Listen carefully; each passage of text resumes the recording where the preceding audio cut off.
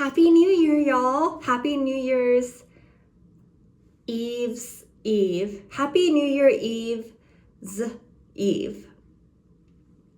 If that makes sense. I just peeled off a face mask by this brand, Maison. It was the snail one, and it was my first time trying the snail one. Really nice. I love that brand. The face masks are like paper thin, like crepe paper thin. They just mold to whatever your face shape is. All right, y'all.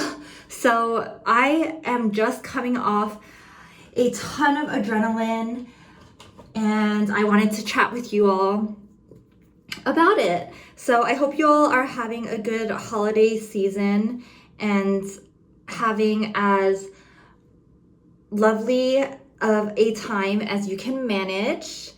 And I can't believe that we are literally almost at a new year. Let me tell you all, this video is going to be about my Pilates training experience to become a certified mat Pilates teacher.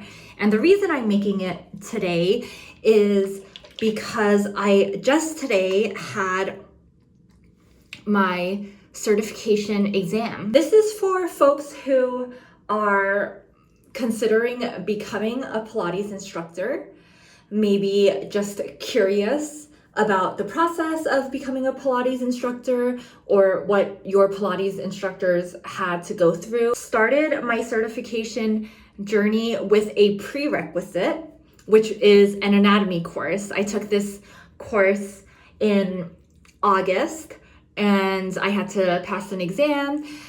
Technically though, the mat Pilates certification is separate from the anatomy prerequisite. So I only started the mat Pilates training in September. So now it has been 4 months of training, observations, practice teaching, studying, exams, and today was my final exam. Training, it was live hours, and every training is a little bit different in terms of hours. I picked one that kind of has a lot of hours. The live hours are only a fraction of the hours though. That's where you're with your whole cohort, you have your educator, you're going through topics, you're going through all the exercises.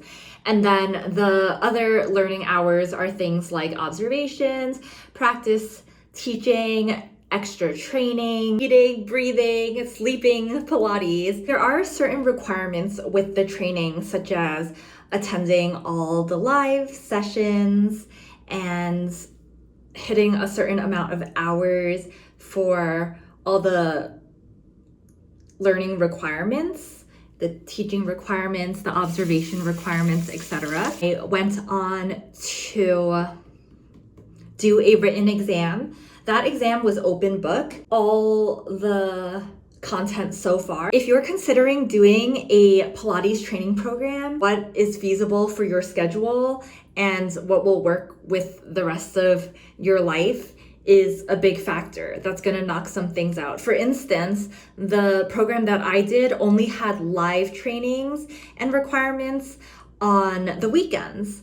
So I didn't need to report anywhere necessarily on the weekdays. If I wanted to observe, if I wanted to teach on the weekdays, I could. There was a lot of flexibility with the scheduling in that regard. And of course, there could be other factors that are important to you, such as how long it takes to get certified and what the reputation of the program is. I almost feel like I lucked out with my program because it ended up being such a good fit for me, even though I didn't have many details about it aside from the schedule, the price, the location, and then so many things like the energy, the values, the flexibility ended up really working for me and allowing me to finish my certification on my own timeline in 4 months.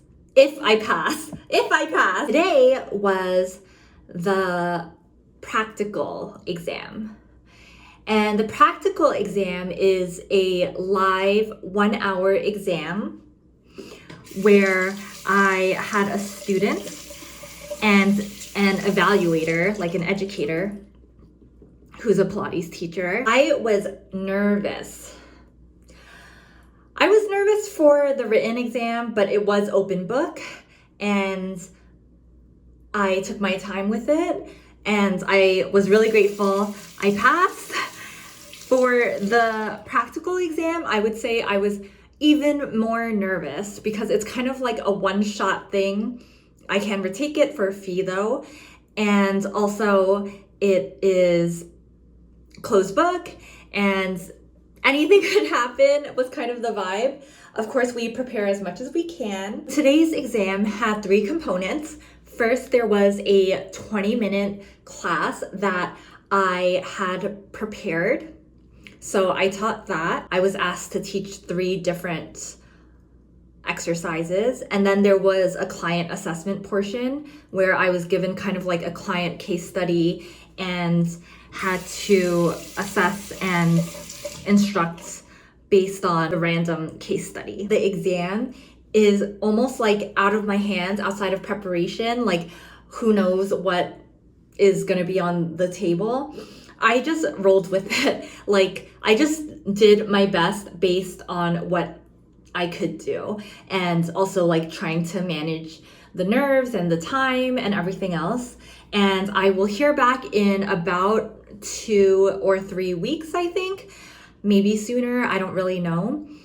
And it is totally okay if I need to retake it. Like I think of it as like a driving test, right? So many people who are drivers may have failed a few times in their driving test. It's totally okay to improve and try again. If you get nervous like I do, I feel like you should definitely kind of structure your time around the test. My test was in the evening, so luckily I was able to take time before and after to prepare, set up, make sure I was good, and then afterwards to come down because I had such high adrenaline. Like I had so much energy, I was getting so many tasks done afterwards, and I had so much extra energy. I was like folding laundry and like dancing and grooving out my energy, like listening to music. Take care of yourself. It's a huge thing. Like I feel like I haven't had as much stress as I did today, and a lot of it is good stress. Feeling the nerves and excitement for something that is going to be a huge accomplishment. One way I take care of myself is by buffering some extra time so I can be ready, so I can unwind. And gua sha is a way I take care of myself. My skincare is a way I take care of myself. Other things I love to do for self-care that I am doing or have done tonight are eating a nice meal, watching shows that I like. Right now, y'all can probably already guess I'm watching Culinary Class 4 Season 2 on Netflix. I love my Asian reality shows on Netflix, and that one is super epic. I also just watched Badly in Love on Netflix.